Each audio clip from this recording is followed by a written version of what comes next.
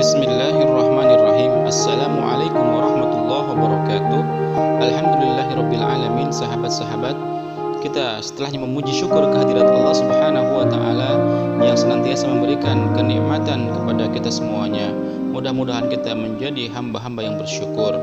Tak lupa salawat dan salam mudah-mudahan dilimpah curahkan kepada baginda Rasulullah Sallallahu Alaihi Wasallam. Sahabat-sahabat, mudah-mudahan kita semua senantiasa berada dalam lindungan Allah Subhanahu wa Ta'ala. Dan untuk video kali ini kita akan bercerita tentang kisah Nabi Zulkifli alaihissalam.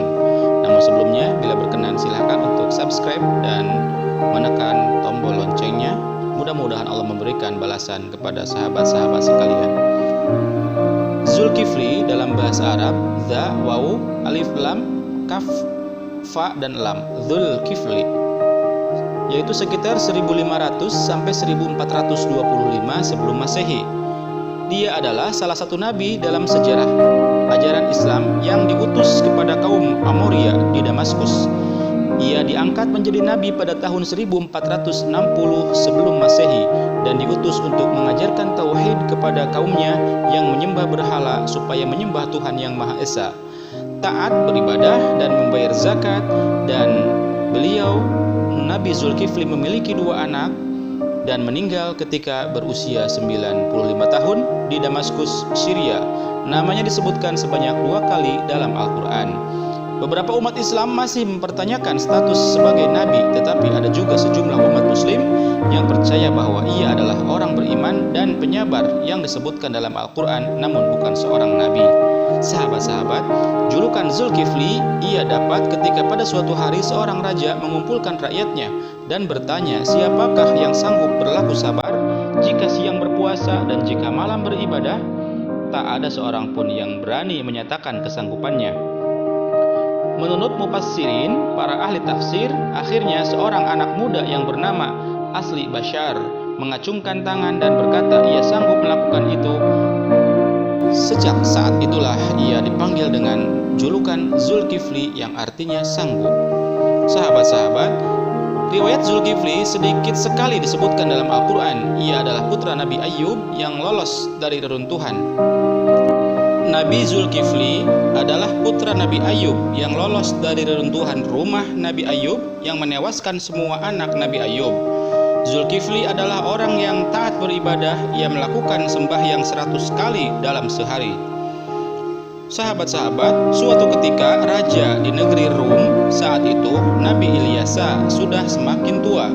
Karena tak memiliki calon pengganti, raja mengadakan sayembara kepada kaum Rum bahwa siapapun yang berpuasa di siang hari, beribadah di malam hari, dan tidak melakukan marah, ia akan diangkat menjadi raja.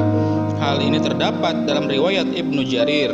Apabila Ilyasa alaihissalam, Nabi Ilyasa meningkat tua dan ingin memberikan tugas untuk memimpin bangsa Israel kepada yang sesuai, baginda mengumumkan hanya orang tersebut akan dipertimbangkan untuk menggantikan baginda, dan yang berpuasa pada siang hari, mengingati Allah pada malam hari, dan menahan diri daripada sifat marah.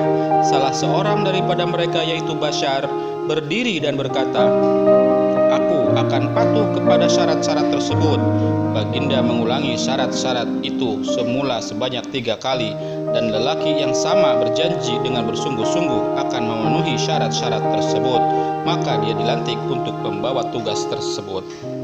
Dari kutipan riwayat di atas, Bashar menyanggupi semua persyaratan yang diberikan raja kepadanya. Ia pun dinobatkan menjadi raja. Pada masa pemimpinnya, ia berjanji kepada rakyatnya untuk menjadi hakim adil dalam menyelesaikan perkara. Karena keadilan dia, maka ia disebut sebagai Zulkifli pada masa itu. Sahabat-sahabat, Allah mengangkatnya sebagai nabi dan rasul setelah beberapa lama menjadi raja. Dia memenuhi segala janjinya sehingga Allah memberinya ujian kepadanya dengan setan yang berkeinginan untuk menggoyahkan imannya. Suatu ketika, setan menjelma sebagai musafir lelaki tua. Keinginannya adalah membuat marah Zulkifli. Ia memaksa penjaga untuk dapat masuk istana dan menemui Zulkifli pada larut malam. Lelaki tua itu diizinkan masuk oleh penjaga istana. Dalam pertemuan tersebut, setan mengadu kepada Zulkifli tentang kekejaman orang lain terhadap dirinya. Namun Zulkifli menyuruhnya untuk datang besok malam. Ketika kedua belah pihak sudah merasa siap untuk bertemu, namun musafir tersebut mengingkarinya dan malah datang pagi hari. Keesokan harinya, musafir tersebut datang dan mengadu seperti pada malam sebelumnya. Maka Zulkifli menyuruhnya untuk datang pada malam hari saja. Lelaki itu berjanji dan bersungguh-sungguh pada Zulkifli untuk datang pada malam hari, namun ia mengingkarinya. Pada hari yang ketiga musafir itu datang lagi. Pada kali ini tidak ada tanggapan dari Zulkifli, maka setan itu tersebut menyelinap menembus pintu dan menunjukkan dirinya kepada Zulkifli. Zulkifli sangat terkejut melihat jelmaan setan tersebut. Lalu dia pun mengetahui bahwa musafir itu adalah setan yang mencoba membuatnya marah, namun setan itu gagal karena keberhasilan Zulkifli menahan amarah. Maka oleh Allah ia diangkat sebagai seorang nabi. Sahabat-sahabat yang dirahmati Allah Subhanahu wa taala, Nabi Zulkifli diutus oleh Allah kepada kaum Rum agar selalu mengingat satu Tuhan dan tidak menyembah berhala. Suatu ketika terjadi pemberontakan di negerinya oleh orang-orang yang durhaka kepada Allah. Zulkifli menyeru pada rakyatnya agar berperang. Namun mereka semua takut mati sehingga tak seorang pun yang mau berperang. Mereka pun meminta Zulkifli untuk berdoa kepada Allah Subhanahu wa taala agar mereka semua tidak mati dan menang dalam perang. Zulkifli pun berdoa kepada Allah dan Allah pun mengabulkan doanya. Sahabat-sahabat, Zulkifli disebutkan dalam Al-Quran surah Al-Anbiya dan di surah Shad, yaitu dan ingatlah kisah Ismail, Idris dan Zulkifli, semua mereka termasuk orang-orang yang sabar. Kami telah memasukkan mereka ke dalam rahmat kami, sesungguhnya mereka termasuk orang-orang yang saleh. Al-Anbiya 85 hingga 86. Dan ingatlah akan Ismail, Ilyasa dan Zulkifli, semuanya termasuk orang-orang yang paling baik. Surah Shad 48. Dalam kedua masalah tersebut, Zulkifli yang disebut sebagai nabi dalam Al-Quran tersebut dapat juga merupakan orang lain yang tidak dapat disebut dalam ayat tersebut.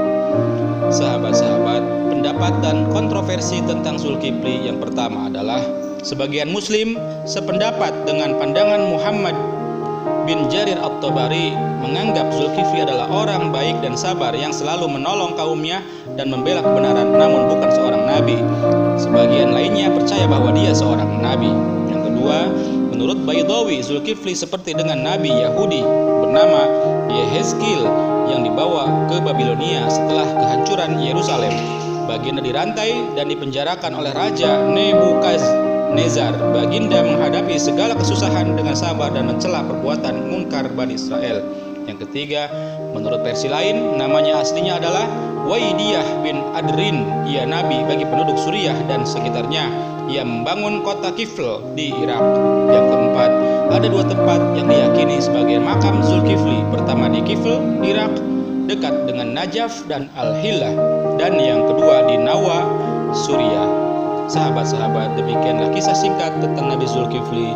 Mudah-mudahan ada manfaatnya, dan mohon maaf bila banyak khilaf, salah dan kurang tepat dalam pengucapan cerita Nabi Zulkifli alaihissalam. Sampai berjumpa di video berikutnya. Akhir kalam, wassalamualaikum warahmatullahi wabarakatuh.